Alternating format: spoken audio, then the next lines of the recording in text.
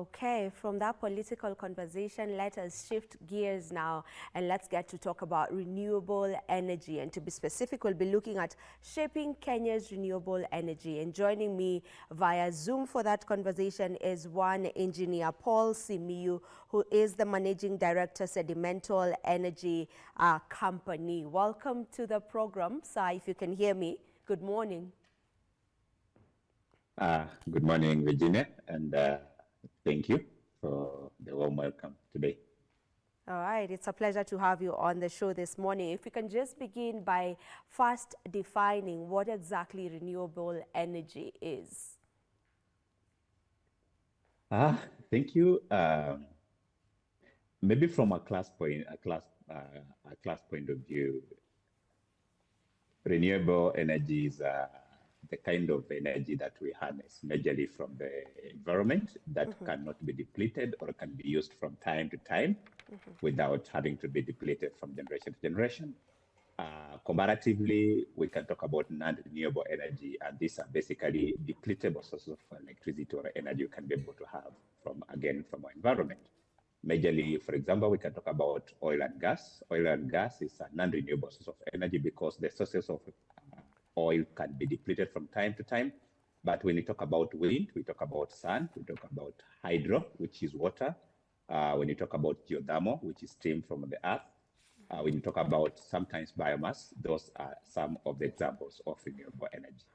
Thank you. Okay. Why is it important, to get to transition to renewable energy? What is the impact on the environment and the economy as well? I think majorly the world is grappling the crisis of climate change effect. We also grappling with, I think, the so-called energy poverty, especially the focus on Africa. And we're also looking at the economic sense of ensuring that our lives, our industries, our institutions of learning, our institutions of workplaces, studios, and all that can be able to be powered or can be sustained to function properly as it is. But majorly, effects of working from using non-renewable energy sources to renewable energy sources are majorly driven by the cost and the environment. We have had a crisis caused by climate change effects, extreme temperatures that make our environments uninhabitable, floods, droughts, poor health coming from respiratory-related diseases, acidity in our oceans where sometimes fish and other aquatic lives are lost. All these are coming because of what we call carbon emissions that are basically produced when you burn fuel-based or non-renewable energy sources to generate electricity. We are talking about coal, we are talking about oil and gas, we are talking about even some elements of biomass. Yeah. So in order for us to ensure that our environment is kept clean and we are able to save our environment or Earth for our future generations, we need to transition from using those conventional or non-renewable sources of electricity or energy to modern, conventional, renewable sources of energy. And these examples like solar, like wind, like hydroelectricity or hydro energy, like geothermal electricity, in order to ensure that we do minimize, if not eliminate, the elimination of the so-called greenhouse gas effects to atmosphere and help to keep the stability of our Earth's temperatures within the range where human life can be sustainably be so normal. But also look at the cost. Oil and gas specifically keeps on fluctuating. You've heard about the increment of oil, whether in crude oil or in finished products, all over the country. Sometimes whenever we are always trading like 14th of every month, the announcement of prices from oil and diesel and petroleum from IPRA. We're talking about coal. We are talking about transportation logistics of these particular sources moving from one source of generation to the other. We're going to use them. And they're not cheap. For us, in order to produce and keep our industries running at an affordable rate, to make sure that our institutions are able to run and reduce the cost of electricity and energy in general, we have to transit from these expensive non-renewable sources to cheaper, affordable renewable sources. And also availability. Most of renewable sources are quite available, especially like, for example, Kenya, in Africa in general, we have abundant natural sources that we can be able to harness our electricity from renewably. Look about the sun, talk about the sun, talk about the wind, talk about geothermal in our Rift Valley escarpments, all the way from Naivasha to Baringo to even Menengai, Longonot, and all those areas. Look about water, we have some good permanent rivers, unless we are depleting them through deforestation. And every day we have the rains, every day we have the sun, every day we have the wind. All these sources are affordably can be able to be, harnessed to produce and provide the so-called energy that's required without depleting them, albeit at a very low cost. The production cost of electricity, for example, using solar and wind, is always below 5 shillings per unit. That's per kilowatt hour. Compared to the cost of producing electricity from oil and gas and diesel generators, which is above 35 shillings per unit, then definitely you can be able to see that non-renewable sources are probably 70-80% cheaper than compared to non-renewable sources. Thank you. All right, I hear you on that. Now, as Sentimental Energy, you work towards trying to reduce the use of non-renewable energy. Maybe what are some of the impact? What is the impact rather that you are striving to make, in Kenya? All right. At Centec, just a brief history. We have been operational in the country for the last 9 years, spread across Kenya in 4 different branches. That is in Nakuru, in Mombasa, in Western Kenya, based in Bungoma, and soon opening up a place in Eldoret and Kisumu. And we basically rely on the sun to be able to produce electricity to supply to individuals, to institutions, to industries, to even power roads in what we call off-grid and on-grid and decentralized power solutions or captive power solutions. And the major driving force behind this is the cost of electricity and energy in general in Kenya is quite high. Buying electricity in Kenya per unit is above 30 shillings a unit. But compared to own production, which is producing your own electricity using solar and other renewable sources, your cost of production in what we call the levelized cost of energy is below 5 shillings, which is basically ranges between 3 shillings to 5 shillings. And therefore at Centec, we are striving to crusade the adoption of this solution in order to ensure that residential commercial centers operate affordably and are able to run their operations daily without interruption through blackouts, but also be able to contribute the efforts in cleaning up our environment by using this clean source of energy. And by so doing, we have been able to partner with several institutions. We are some of the people that are powering hospitals in the country, ensuring that there's stable, cheaper, affordable electricity to ensure that hospitals can be able to run on cheap electricity, but also uninterruptedly so, without having to resort to genset power whenever there are blackouts. Recently, we have partnered up with Kenya Commercial Bank Group to ensure that our institutions of learning, where our children are going to, in our primary schools, in our high schools, in our tertiary institutions, can be able to learn or carry out their education activities in an interrupted free manner, affordably so, by funding and financing these institutions to adopt solar. And this is very important because our institutions receive very low capitation. Population in our institutions has really gone up. Principals are finding sometimes difficult to balance their budgets from the school fees payments that is capited at a certain figure and also getting allocation from the government at a certain figure. If you look at the cost of life and the cost of operations across running our institution of learning is quite high, and sometimes these principals cannot be able to manage. But with the input of our innovation, with the funding with KCB, we are able to install these particular solutions across our learning institutions countrywide freely, or without collateral, at a very low interest rate, with a long payment period, and enable our institutions to have adequate sustainability in terms of learning, in terms of power availability, ensure that there is security in the institutions, and also they can be able to save, especially on biomass, because most of our institutions cook using firewood. And it's estimated that countrywide, by the time 1 year ends, a typical school can be able to cut down trees worth 3 acres. Now we have over almost 40,000 schools in this country. You can imagine the amount of deforestation that's happening in the country and the effect it's having on our environment through climate change and removing our major source of carbon sink absorption. And therefore, with these particular effects, we have been able to partner and work from over now 50 institutions that are running within our solutions, and they're able to serve our environment, but also be able to affordably soar using solar electricity. Apart from that, we have also partnered up with the Kenya National Highways Agency, the school, KENHA, to ensure that our roads, which is also our major sources of carbon emissions through our vehicular traffic that consumes hydrocarbons in terms of fuel, can be able to be kept clean by ensuring that our roads are lit up using standalone solar solutions in street lighting aspects. This, among others, are our major contributions. And so far, we've been able to install over 40 megawatts worth of such particular solutions for the last 9 years. Mm-hmm. You're clearly doing a really, really good job. Now, as you've just mentioned, you know, you are solarizing schools. Maybe what gave you that push to start this initiative on, you know, just working with schools? Virginia, we have grown up from environments where probably 10, 15 years ago, electrification in the country has not been that much covered. But also, we are talking about 100% transition, especially with the advent of free primary education and 100% transition to high schools.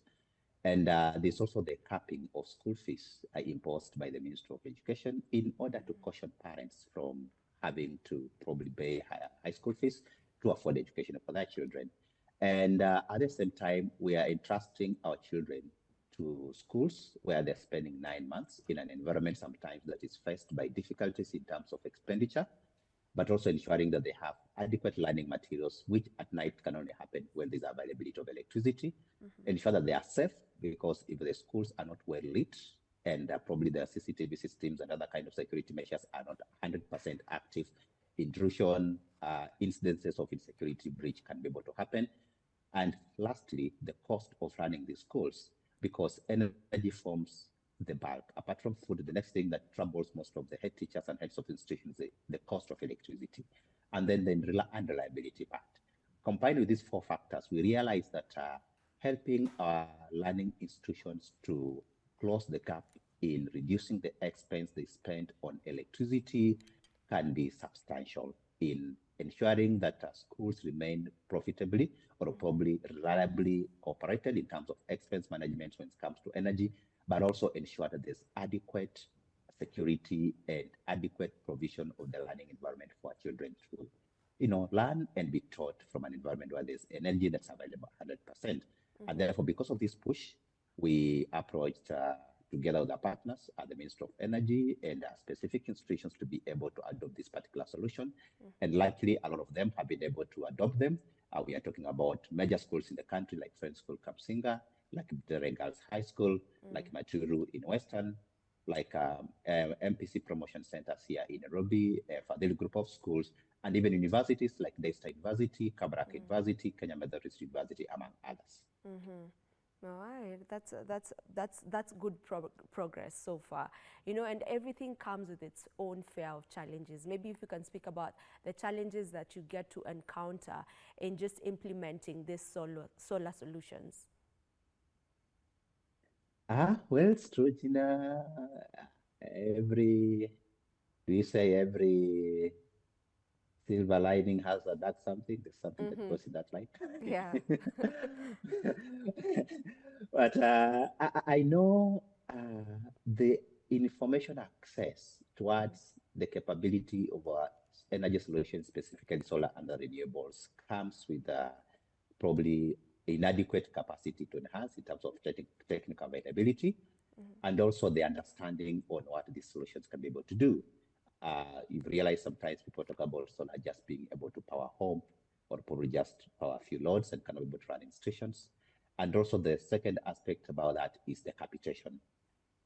First, when you talk about the capability of the solutions we provide, we come across sites where people think we cannot be able to power their schools or their hospitals or their hotels, so they are also using solar because probably it's a smaller source of electricity supply. But because of our technical background and the ability to harness and the innovation around the capacity, we have been able to now demonstrate adequately that solar can be able to power anything. The same way you can be able to get power to power your electricity from the grid, to power your hospital, to power your school, to power your university, to power your hotel, to power your factory. You can be able to rely on solar to do that. And this has been just demonstrated over time from Kenya, and therefore a lot of reference exists on that. But the major handicap has now shifted towards the affordability of these particular solutions. Unlike grid, where you can be able to be connected at a small fee, then continue paying bills on your lifetime, the adoption or acquisition of this equipment sometimes involves a small, high capital acquisition at the initial stages, which is the only one-time payment of, which is likely sometimes out of reach for most of the entrepreneurs, most of the business owners and school owners and the likes. But now, because of this, again, as I recently communicated, I've just said, we approached the Kenya Commercial Bank Group, and together we have launched a program called Solar for Schools. And with this particular solution, we are able to finance these institutions 100% collateral-free up to 7 years, funded by the expected savings that could have been used to pay for electricity from the grid in order to acquire this particular equipment 100% collateral free without having to put up an upfront investment. And this is very, very important because it's happening at a time when the interest rates in the country for commercial services are way above 20%. But with the institutions, we have a soft spot for them, and we've been able to negotiate a very good rate of 9.75% collateral free. And public schools actually have the ability to acquire up to 20 million worth of investment, and private schools can be able to do that up to 10 million investments. And with this, we have been able to also to solve this particular challenge, and we think we are on the way, on the road to try and ensure that schools can be able to operate affordably and afford the electricity to power the institutions and save our environment using this renewable source. All right, as we almost come to a close, rather of this conversation, data shows that over 70% of Kenya's electricity comes from renewable energy. Maybe just from your point of view, and as you also give us your last remarks, how exactly or where exactly are we as Kenya when it comes to the renewable energy landscape? As a country, we have made some tremendous efforts. Actually, our current energy mix as a country, we are well off. It's about 83, moving probably towards 100% when the current efforts in terms of Kenya COSAP, that is Kenya Off-Grid Access Program, can be implemented in around 14 marginalized counties that are available in the country. And therefore, as a country, we basically produce most of our electricity from renewable sources.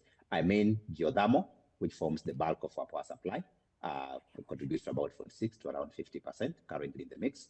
We have hydroelectricity coming from our 7 Forks Dam projects, among others, including Chuckle, forms about, it's coming to around 36 or 26 to 36%.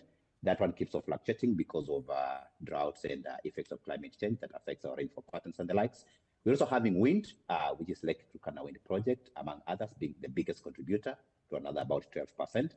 We have solar, both in captive and on-grid utility scale contribution from different solar farms. Talk about the Kapsaret, the Kasses, the Garissa Solar Power Project, or Garissa Wind Farm. We have the Malindi Solar Farm and the likes. So already we are making strides in contributing this particular solution to our energy mix to about between 80 to about 85%. Thermal or heavy diesel fuels form probably just between around 13%, 17%, with the lowest having been recorded around 8% in the last financial year from the IPRA data. And the challenge with this one is that our demand currently far outstrips the supply. So we are not yet able to satisfy the energy demand across. And two, our infrastructure of supply sometimes is hindered because we have not so many substations, and high voltage lines are also limited in terms of infrastructure. And because of this, most of these customers that are probably outside major urban centers face frequent blackouts, inadequate supply, system breakdowns, in poor maintenance and response to infrastructure like transformer replacements and everything else. And because of this, we run most of our generators a lot of time, negating the effects that we have contributed in ensuring that our energy mix remains over 80% in terms of renewability. And because of this, we are encouraging, and because of this partnership, we are encouraging most of our people, bought by the Energy Act 2019 in terms of net metering policy and feed-in tariffs. People can be able to harness their own electricity. They can be able to consume that electricity, and probably in the near future, they can be able to sell even this particular electricity to decentralized power solutions or even back to Kenya Power, so that the energy mix generation and interchange energy trading between customers and the grid supplier can be enhanced. Okay. I want to believe that if we can be able to take advantage of this particular favorable environment in the country, because as the Ministry of Energy and the Ministry of IPRA and other authorities have made it accessible that most of the renewables, especially solar, do not attract tax and duty in terms of the equipment, making them very, very affordable, that they can be able to join hands in ensuring that we can be able to contribute to our energy generation in the country, but also ensure that we can be able to attain 100% sustainability and durability, and also ensure that our cost of electricity can really come down by playing a role on individual basis through installation of centralized and captive solar power plants across. All right. Thank you so very much for joining us on this conversation and for just shedding light and for the work that you're doing in the country matters renewable energy. Thank you so much. Thank you so much, Regina, for having us today, and have a renewed day for yourself. Thank you. All right, this is where we end this particular conversation, but don't you go too far, because I'll be coming back with yet another topic, and this time we'll be talking about SMEs empowerment. Stay with us.